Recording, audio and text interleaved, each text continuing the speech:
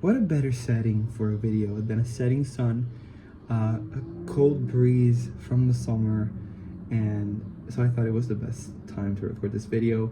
Hi, hello, welcome back. This is episode, I still don't look it up, and I keep on starting the phrase with the same sentence.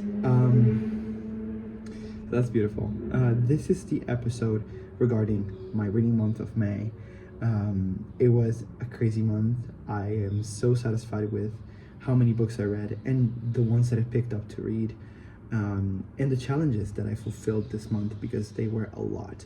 So let's just get started. If you're new here or this is the first video you see, I'm currently participating in a challenge created by Base Reads here on YouTube, and that is called the Reader's Gauntlet. It is a bunch of different challenges with different prompts to fulfill during this year, and so I will not explain every challenge that is inside this big giant challenge, but I will just explain them as we go, in case necessary, of course. So let's begin.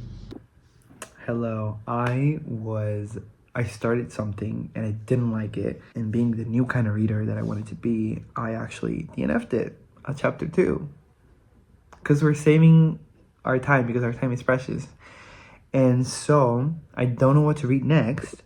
Therefore, I think it's the perfect time to do the scavenger hunt for the next read. So first step is a book with more pages than the last. I am counting the DNF as my last, and so that is 384 pages. Okay, so for that one I am picking Babel by R.F. Kuang, which is 544 pages. Then a book with the same, a book you've been putting off longer than last. Okay, I think that would be maybe The Handmaid's Tale by Margaret Atwood, because it's in the same pile, but it's been there longer. So that's it. A book with the same number of letters in the title. That is 16. That's okay. That's gonna be hard. We have something. So with 16 letters in the title, we have The Year of the Hare by Pasilina Arto. I am looking at my want to read list because I'm pretty, I can do that. Why shouldn't I? A book published more recently than the last. So we go and see when that was published. That was published in 1975. We're so back. So maybe that could be, oh yes, I see it. It is The Dark Prophecy by Rick Riordan, which was published in the year of 2017. That's amazing. A book added to your TBR more recently than that. Guys, this is really bad. I could do the Thursday Murder Club, which came later in my want to read list. Or like both. No, actually not both. If we're talking physical TBR, then no. Maybe, I think that's kind of the last one I got. Actually, no. Wait. This is newer. A Separate Piece by John Knowles. A book in a different genre than that. This, I think, is, let me check real quick. This is a classic. Okay. This is a classic or fiction or young adult. We could go places with this. I mean, I feel like maybe have The Institute by Stephen King, which is a horror book. So we can do that. And then the same color of lettering as the last book, you guys, oh my god, are either like white or gold. So which one should I count? Should I count the gold? Okay, actually I have it, because it's both white and it's both gold, and that would be Hamnet by Maggie O'Farrell, which I want to read, kind of. Oh my god, what the fuck happened to my Goodreads? Hello? A 5-star prediction with the same colors on the cover. A 5-star prediction with the same colors on the cover. So the cover for that, I forgot. Oh, it's like blue. It's blue, white, and gold. Okay, so I feel like this could work, but I'm kind of scared. I'm actually kind of scared of this. So here we have Inferno by Dante Alighieri. Right, I got this at the library today. I don't know why, but I feel like this might be a sign. So we have, you kind of cannot see. This is blue. This is white. I feel like the gold is missing, but that's not like important. We have like 2 out of the 3. Oh, there are golden, like paint strikes. So I feel like we're reading the Inferno. So I did start Inferno by Dante Alighieri, and I'm around like 30%, and I'm having the time of my life. Like, this is just so cool and so interesting, and it is kind of like reminiscent of the feelings that I felt while reading Catabasis, because it's like Catabasis, it's renownedly inspired by the Divine Comedy, and I was giggling throughout the whole book, and I am now. Like, I'm having so much fun. We do study this in, like, we do have this in our curriculum in school. We do, like, the 3rd year of high school, we focus on the Inferno, then 4th year Purgatorio, and then 5th year Paradiso. So I haven't really read too much from this, because we don't, of course, read the whole thing, and it's been a long time. So I am really enjoying it. It is a tough, demanding read, because it is written in verses. I don't want to lose my... It is written in verses, but there are footnotes that kind of help you understand who the characters are, like the people in real life that Dante refers to or talks about, and also kind of quote-unquote translation to Italian, like modern Italian, to some of the words. So I do need a lot of time and attention while reading this, but it's good. It's good. I'm gonna take my time with it. I cannot believe I'm saying this, but I finished Inferno by Dante Alighieri. That is the first part of the Divine Comedy, and I loved it. I couldn't help but give it 5 stars. It was truly a masterpiece, just so captivating and so smart and just so full of gossips. Like, it's like you read this and you start knowing about everything that was going on at the time in Florence, because like Dante was not scared of taking a side publicly, and I wonder if that caused any scandal at the time. But it was truly a ride. It was kind of hard to get through, I'm not gonna lie, because it's written in verses, and of course it's in old Italian, so I had to like go back and forth to the notes and to the explanations of things. There was a website that was really helpful for me. It was called Digital Dante. I think it's powered by a university, and it has basically the explanation of all of the canti, so with all of the historical figures explained and the meanings behind everything that was written. It was really helpful. So yeah, I think that was my update. Inferno was beautiful. It was surprising, and it was enthralling, and everything that I could have asked for, really. And it was also really intimidating. We studied this in high school, I think around the 3rd year of high school, and so only seeing bits of it kind of scared me of what was coming, without having kind of the help of the teacher to explain stuff to us and make us notice, you know, little things about Dante's writing. but I did it, and I surprised myself with this as well. So I think it deserves a spot on the Intimidation Triangle. The Intimidation Triangle, as you can imagine, is a challenge that kind of prompts you to go for those books that you were scared to pick up, and you have to read 3, and with Inferno on the board, I think we completed, because this is my 3rd read on this challenge. As for the second challenge that I used this for, and I might regret this later and change things up, I decided to use this for the Sears Staircase. Again, I think this is pretty self-explanatory, but the Sears Staircase prompts you to read a series in all of its forms, so a standalone, a duology, a trilogy, and so on. And if we want to consider the Divine Comedy as a trilogy, since it is made of 3 books, which it is, this is going to count as the first book for the trilogy, and of course I'm going to count that as completed when I finish the whole thing this year.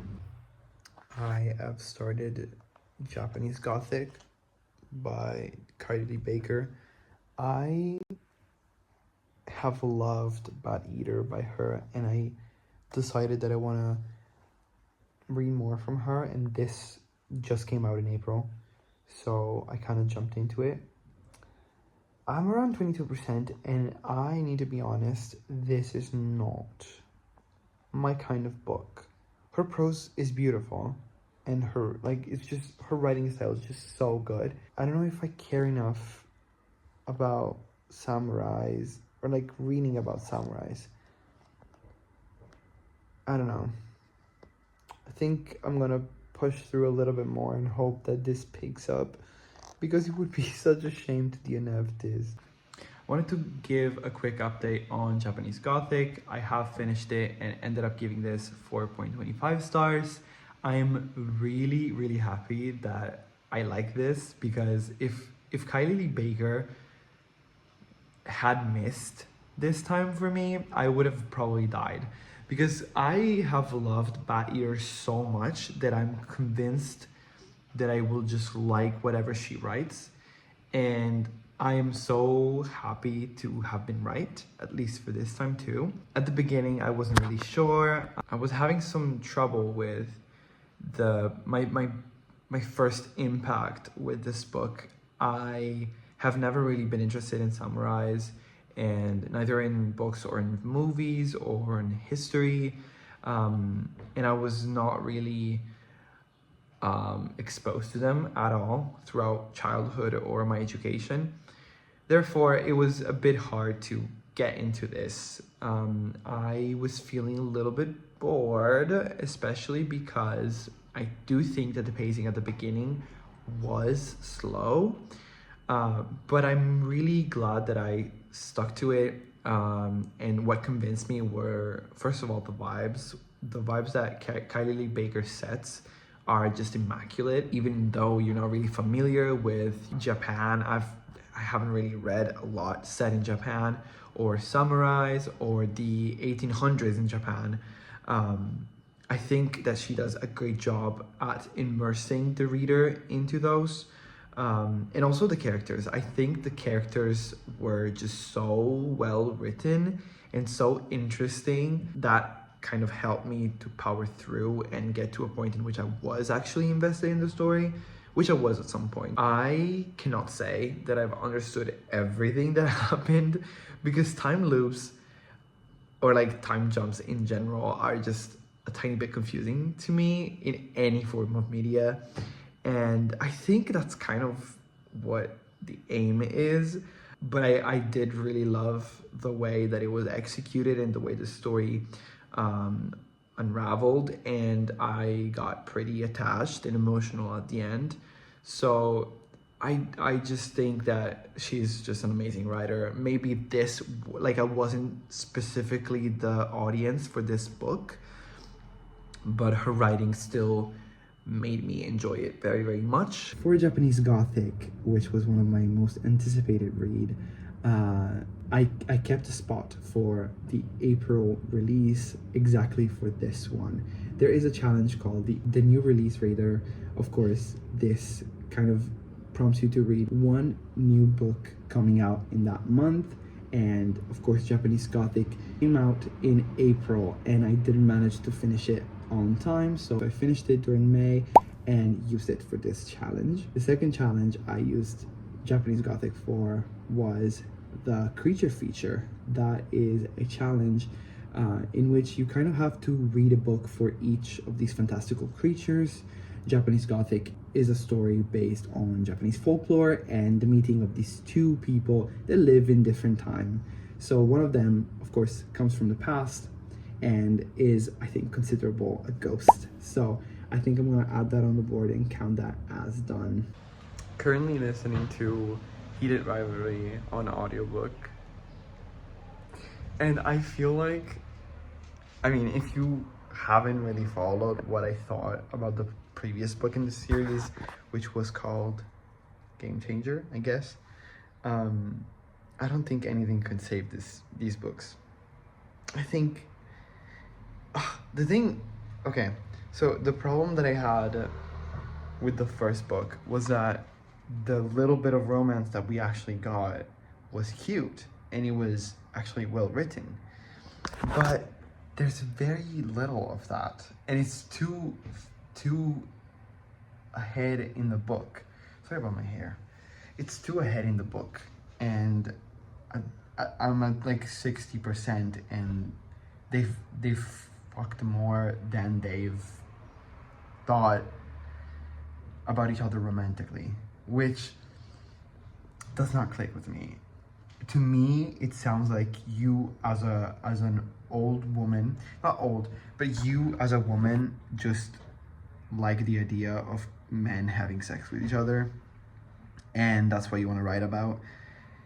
And I don't know if I like that. I don't know if I like the fact that, I mean, I feel like these spaces belong somewhere else and not in literature. I feel like, or maybe it's just my perception of things. I just do not appreciate this kind of story. I do not enjoy reading about these kind of stories, especially since they are written from a perspective of somebody who doesn't know what's going on in the bedroom between two men. And like, you're a woman, you're a straight woman.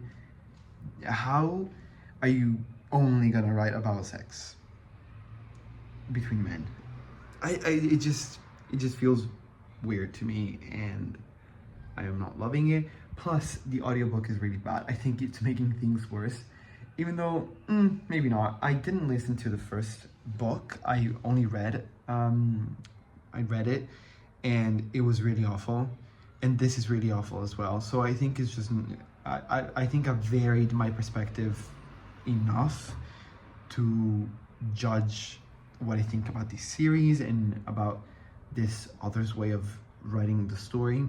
Because yeah, I was talking about the audiobook, and the guy, he's not, I don't want to be mean, but I don't like the way he narrates, and I don't like the way he makes Ilya sound with the Russian accent. It's just so ridiculous. It's so ridiculous. And the funny thing is that Ilya brings it up like in the book, and he's talking to Shane, and he's like, oh, you don't think my accent's ridiculous? And Shane is like comforting him because it's actually not ridiculous, it's actually cute and whatever, but it's just so ridiculous when it's narrated that way. It's just so bad. Anyways, I will update you when I'm done.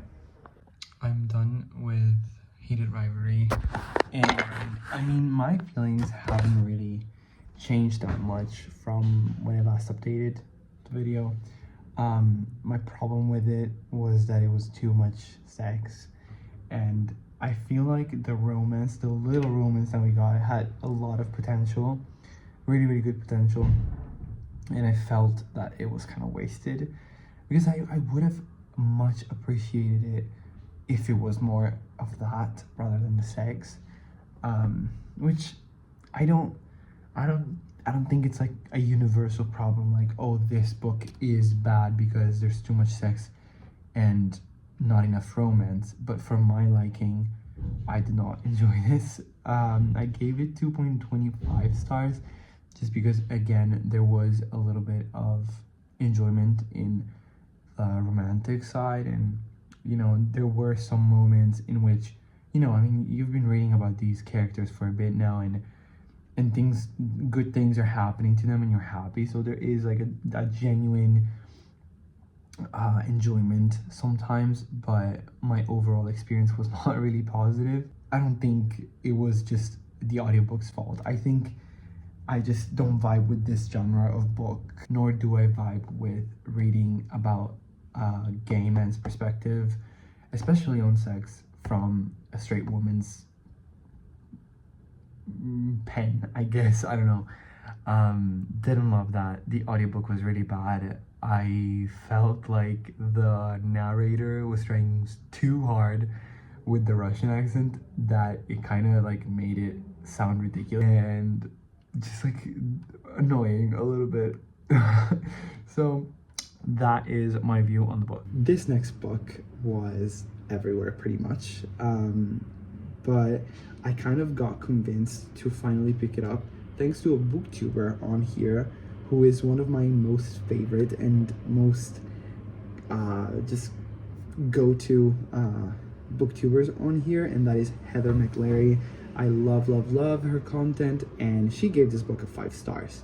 Now, I know because I watch her daily that I don't necessarily have the same reading taste as Heather, but still I think she's very enthusiastic about what she talks about, and therefore she did convince me to pick this book up. Doesn't matter that it didn't work for me. I think it still counts for the challenge.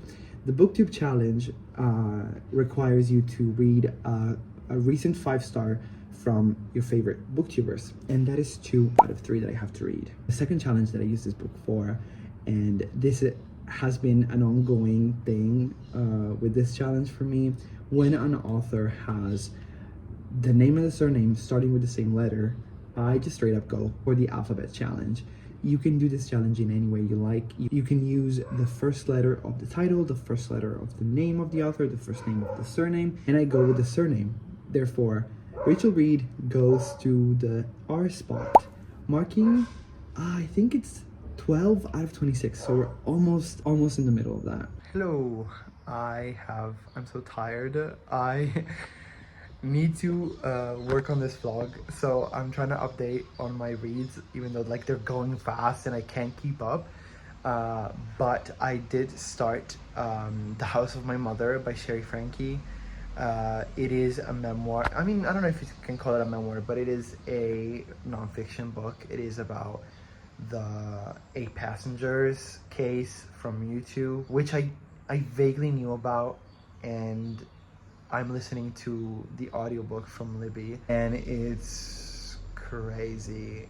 The anxiety and hatred that I'm feeling while listening to this audiobook is unmatched. It is so frustrating and so saddening, and it's really hard to listen to, even though it's really flowing by. Like I'm listening to it while I'm commuting, which takes me a long time every day. So like it's bringing company into my daily life, even though it's not the most pleasant. But I am still glad that I'm hearing about someone's experience who has kept it to themselves for a very long time, and so now they have the voice and the platform to be vocal about it and to inform, which I think is really important. As for The House of My Mother, it is a nonfiction that I adored and that I picked up on Libby. That was actually my first audiobook on Libby. I've been just amazed with this app, just lovely. And Libby is an application that kind of connects you to different libraries of the world, and there is a challenge on here called the Library Challenge, which of course prompts you to read more from your libraries. There are 3 books that you have to read from a library, and this is my 3rd one, which means that we complete the challenge. We complete this specific challenge. For the 2nd challenge, I decided to use this book for the By the Hundreds challenge, which prompts you to read a book for every 100-page mark. I hope I explained that correctly, because I always just don't really know how to explain it. You have basically to read a book for every 100-page count. This book has a little more than 300 pages, so I was confident in using this as the 300-page book, and I think this puts up to 6 out of 7, and I'm not gonna make any joke about that, but we're almost done with this, which makes me really excited. I'm not gonna lie, I'm having the toughest time with The Fate of Mary Rose. This is this month's pick for my book club, and it is by Carolyn Blackwood. This is kind of a modern classic, and it's just, I don't know, it's just so slow. I'm around 30% right now, and nothing has happened. We've had deep discussions and analysis of every single character involved, but still nothing has happened, and I need this to pick up, but my friends that are participating in this say that this is basically how the whole book is going to be. So I don't know, I don't want to DNF it. I would if it wasn't for the book club, but it's just hard to follow, because sometimes my brain just stops listening and just wanders, and I notice it and I'm like, oh fuck, like what am I doing? But I'll let you know if it picks up in any way. While I was back at home, I finished The Fate of Mary Rose. This is a thriller novel by Carolyn Blackwood. This is considered a modern classic. I personally had never heard of this author before, and I'm really glad, kind of, that I ultimately did. And I was not really enjoying it up to a point that was kind of too far into the novel to make me have like a good overall opinion about it. This is a story of this man whose name is Redone. I don't remember, quite frankly, because it is narrated in first person, and the main character's name is not named that many times. Therefore, it was very, very easy to forget. I think it was Redone or something like that. So it is a story of this man who is married to Cressida, a woman who lives in a cottage in a small town where nothing happens, and her daughter, Mary Rose. Now, I did not misspeak in saying that the wife only lives in the cottage. I think it is explained pretty early on, but he does not live with them. He lives back in London, in the city. I think London is kind of near this village, and so he kind of goes back and forth. He is very obsessed with his work. He's a writer, and he spends most of his time in London to work.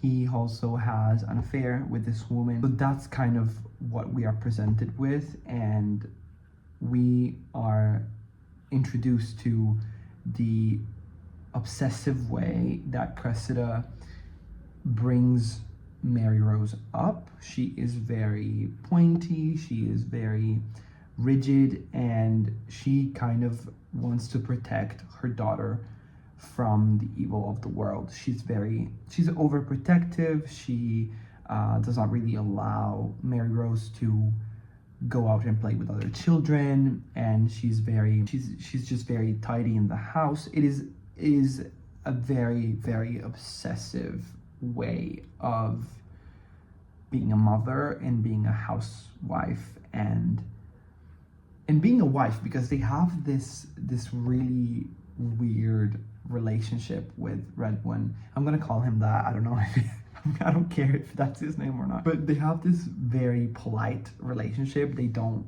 really love each other, and that is implied, they like from the get-go. And so this is kind of the environment we are presented with. We don't really know what's going on, except for the fact that a little girl from the village just goes missing.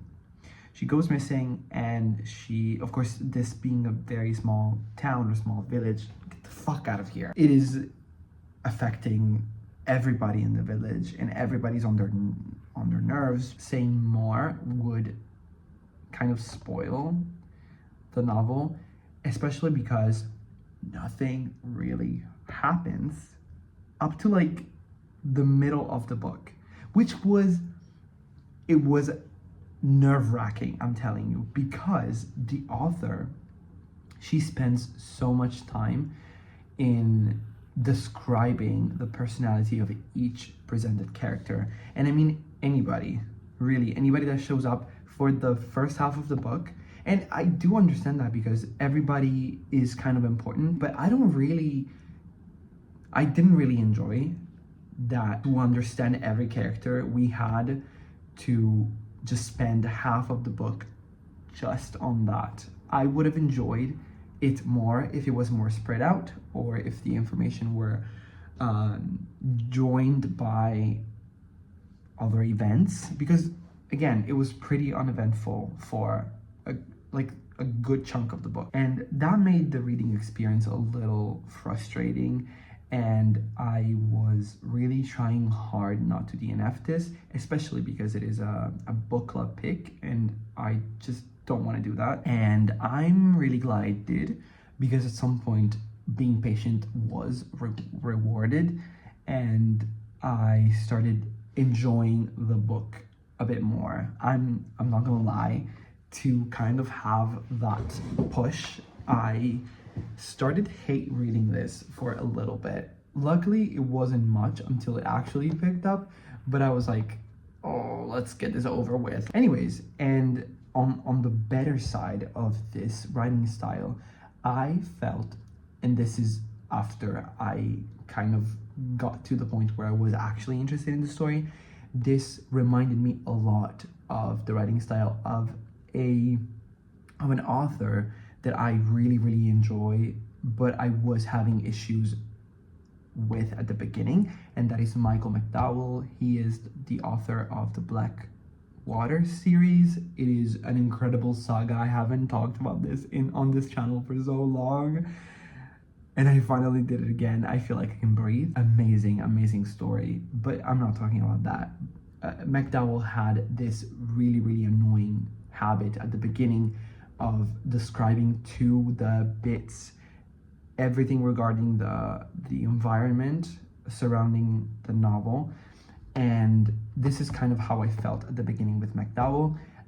After I kind of started overlooking that side of his writing style, I started actually appreciating it. And that's really what happened with her as well, with Blackwood as well. I really appreciated her writing style, aside from that habit of hers at the beginning, because the prose was just stunning. It was amazing, and the intensity of the themes described in the book, again, at the later half of the book, they were thrilling at its peak. It was very mysterious. It was very anxiety inducing. It was really just like, where is the story gonna go, like, all of the time. And I must say, I was not totally in love with the ending, but I do understand where it wants to go, you know what I mean?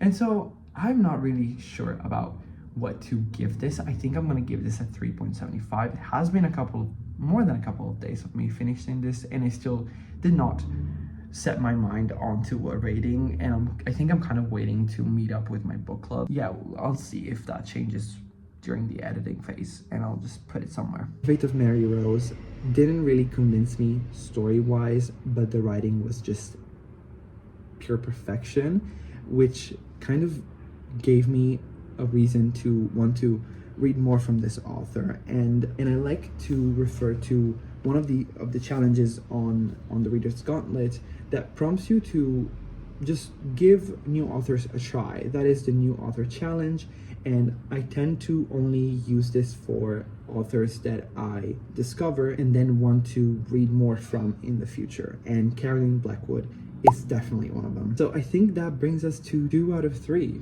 As for the second challenge, this was this month's book pick for my book club, my in-person book club, and the way we choose the month's book is through a poll on WhatsApp.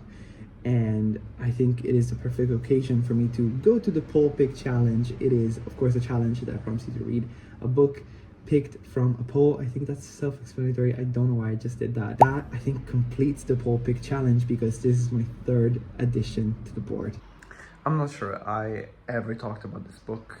I didn't say anything when I was starting it, and I don't think I said anything when I finished it. Also because I was commuting all the time. I finished this book while I was coming back to Rome on the train. It was kind of the perfect read because it lasted as long as the actual train ride lasted. One Day Everyone Will Always Have Been Against This is a book that the author started writing about basically what's happening in Gaza and how the public opinion will change once it's gonna be like too late, which is something that I've been thinking about for a long time. I am so frustrated that this is happening and that people do not see it enough. I think that the same people that are standing with Israel's decisions and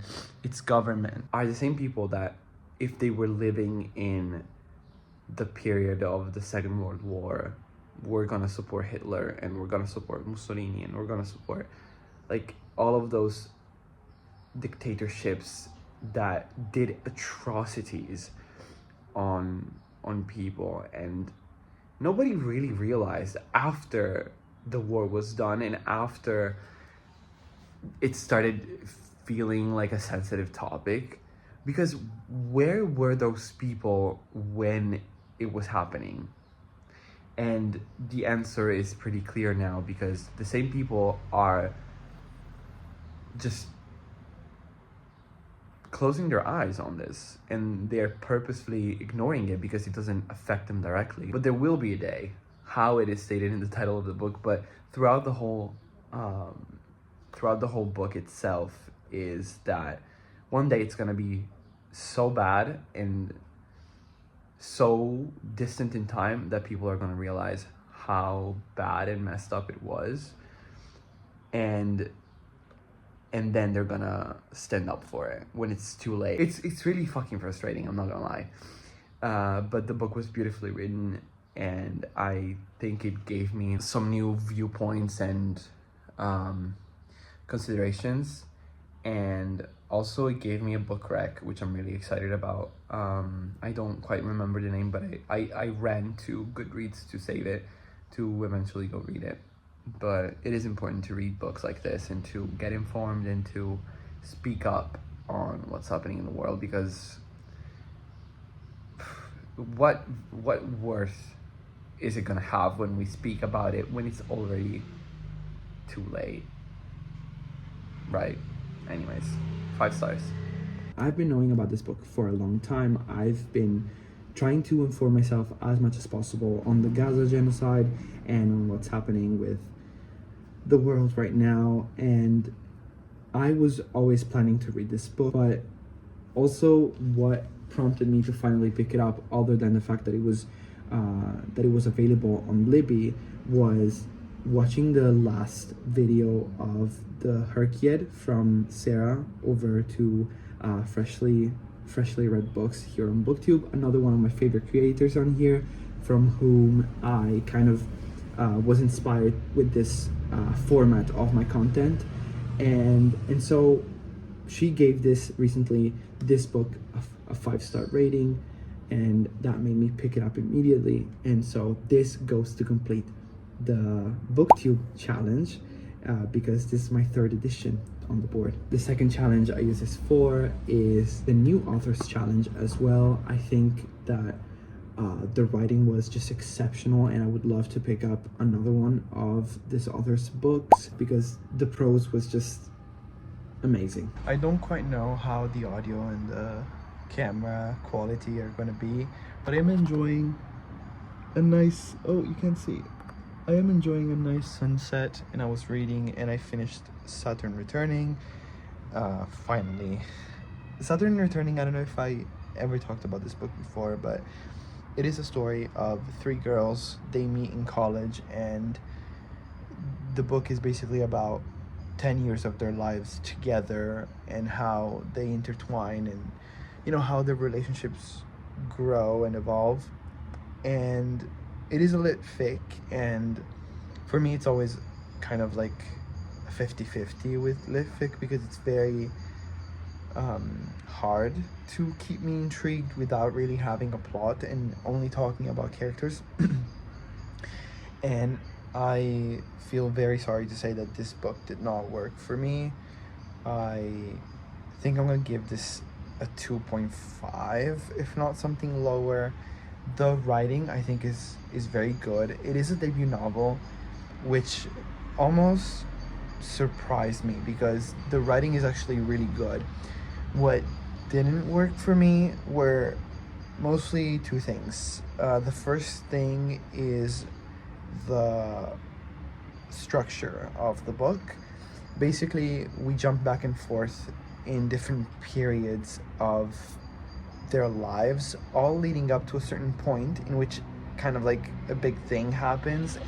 That's why it's called Saturn Returning, because it is based on the astrology belief that whenever, so Saturn, technically, from what I understood, I might be talking out of my ass here, but from what I understood, Saturn takes like 30 Earth years to complete its turn?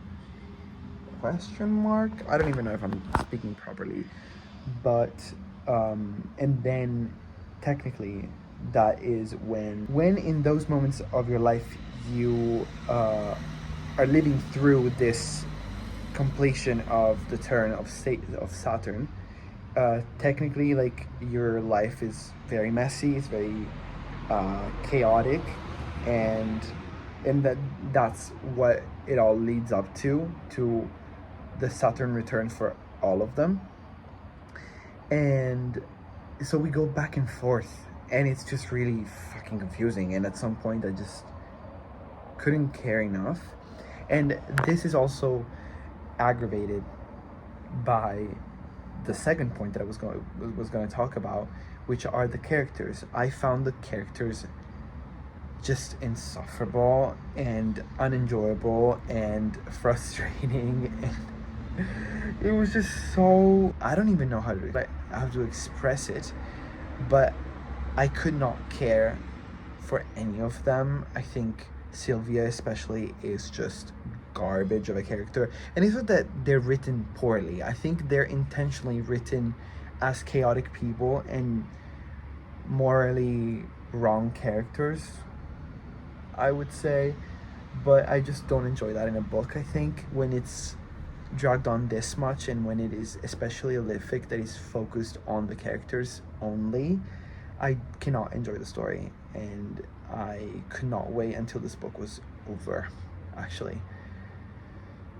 But yeah, I think that is my final thoughts. Maybe I was not the target audience for this. I will try another book by this author because I think that her writing was really good, especially for a debut. But who knows? Maybe it's gonna work another time for me. As for Saturn Returning, this is also one of the arcs that I got the incredible fortune of reading thanks to NetGalley and the author and the publishing company. And so this came out this month in May, and it is the 5th edition of this board, so we're 5 out of 12 on there. And as for the second challenge, I think the cover is just what made me request this book more. It is just so pretty. It just gives the vibe of the book immediately. And so there is a challenge on here that is called the Pretty Cover Challenge, which of course prompts you to read books with a very pretty cover for you. And so this goes on to complete the pretty cover challenge, 3 out of 3. And that is my last read of the month, which is crazy because it is 7 books in total and we completed so many boxes. I also want to mention that there's another challenge on there that is called the personal goal challenge, which basically gives you freedom to choose what you want to complete with your reading this year. And I just stuck with my reading goal for the year, which is to read 60 books in total, and I am currently at 28 out of 60. It is crazy how it's not even half the year and I'm halfway through that objective. I think it's just amazing. I also want to give myself some pats on the back because I think I did an amazing job, especially this month. And so I just want to put the updated version of the board here, which has all of the numbers and all of the completed boxes. I feel like I am in such a good spot right now and I cannot wait to see how next month goes. That being said, thank you so much for spending time with me. I hope you find a reason to come back and see what is up for next month, because I think there is just a little more coming. I think I'm going to be able to post more and post some different content. So I guess you'll have to wait and see.